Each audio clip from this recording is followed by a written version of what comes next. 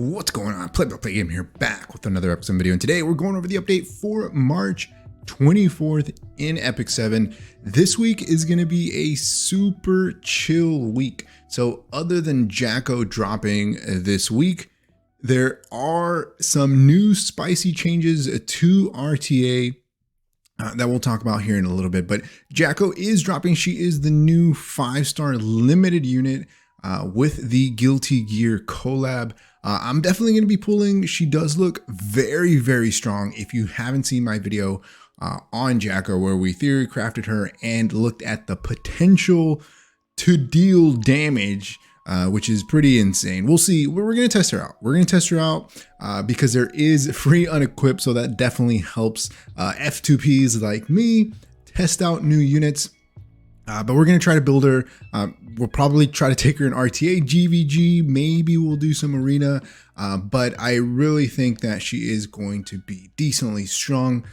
We don't know until we test these units out. So if you are struggling with those bookmarks, I would highly encourage you to just hold off. You do have plenty of time to summon for JackO. So you have from March 24th all the way up until April 7th, just in case you're kind of on the fence about her. Or if you're struggling to get bookmarks, you have plenty of time to store up some bookmarks and then go ham if you do decide to go for JackO and JackO's symbol, which is her artifact. We are getting Elphelt and Miss Confile. Miss Confile is a very, very strong artifact. When it first dropped, I know it was the best in slot artifact for Cerise, and now I think it's been more delegated to like PvE. I don't see many people actually running Miss Confile anymore except on Cerise. So I definitely picked up one copy when it first came out. Eventually I maxed it out. So I max limit broke it just for the highest chance to defense break, because it does defense break, I believe, on single attacks. So it has the potential to be really, really strong. So I highly encourage you to get at least one copy of Miss Confile. If you're not going for Elphelt, you can always pick it up from the powder shop. The same thing with JackO's symbol. So JackO's artifact, you can pick that up in the powder shop, but it is 240 powder. So I don't know how many people actually have that much powder. I'm going to have to rely on RNG to pick up JackO's symbol because I don't have enough powder to buy that from the shop. So we'll see how that goes. We also mentioned some spicy updates to World Arena RTA, and it looks like they are changing battle frenzy effects.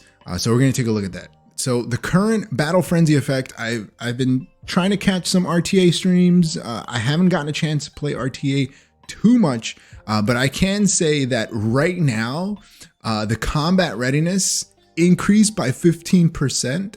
It is pretty broken. It's not fun at all. So the way that it works, if you haven't gotten a chance to play RTA, is if a unit dies, so if the opponent gets a kill on one of your units, they immediately get a 15% CR push for their entire team, which makes playing the game not fun if you're getting cleaved.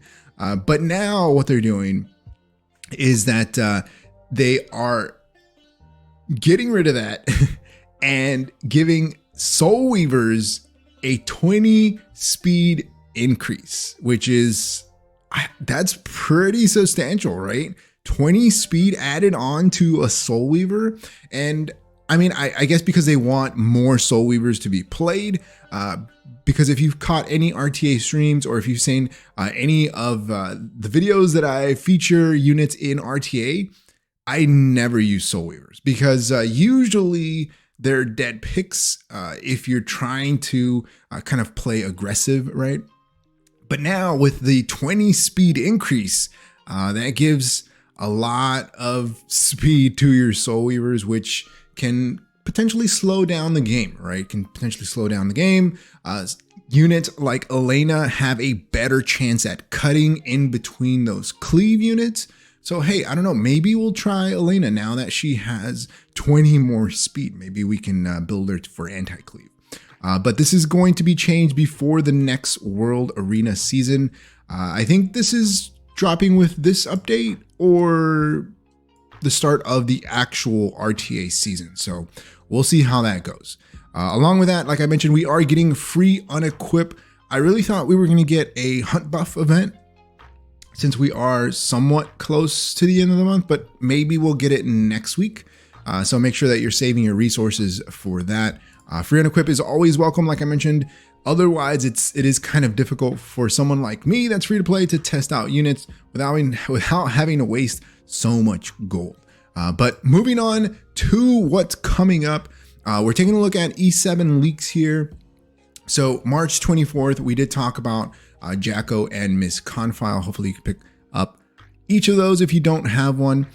Mediator Queric is dropping on April 7th. So that's next on the Mystic rotation. Right now it is Pirate Captain Flan, or Fapton as a lot of people like to call her. We got Mediator Queric coming up. A lot of people I know are going to be pulling for her because they skipped out on my boy. They didn't believe when his banner came out. And I actually pulled for him when he came out because of husbando reasons. You can always go back and watch that summoning video. I did a couple of videos on him when he first came out. He was pretty bad. He was pretty bad. And then he got like insane buffs, and he just became one of the best units in the game for PvP. Moving on, we are getting the 4 to 5 star pity system for Moonlights towards the mid-April, along with the custom group summon for Covenant heroes. So if you're not too keen on pulling for the 2 limiteds of the Guilty Gear collab right now, you might be saving for that custom group banner, which you can choose which units you want to summon on, and then you can potentially target specific units. And as we get closer, I'll probably make a video on who to go for that Covenant summon. But until we get more information on that, we'll kind of wait and see. And then towards the end of April, we are getting a lot more with the Awaken update, that custom Mystic summon. The equipment crafting mileage is what I'm interested in. So I'm hoarding all of my crafting mats, which I encourage you to do as well, because we are getting that pity system for the crafting. So I highly encourage you to save if you can. If you are whaling anyways, then it doesn't really matter, right? But for those of us that are probably holding on to a lot of crafting mats, I think I have like, I don't know, maybe like 40K that I haven't used, 40K crafting mats for Wyvern that I've been wanting to use, but I'm going to hold off until the end of April, which is pretty far away. I'm not gonna lie. I do want to craft already, but we're just going to hold off. We're going to hold off on that.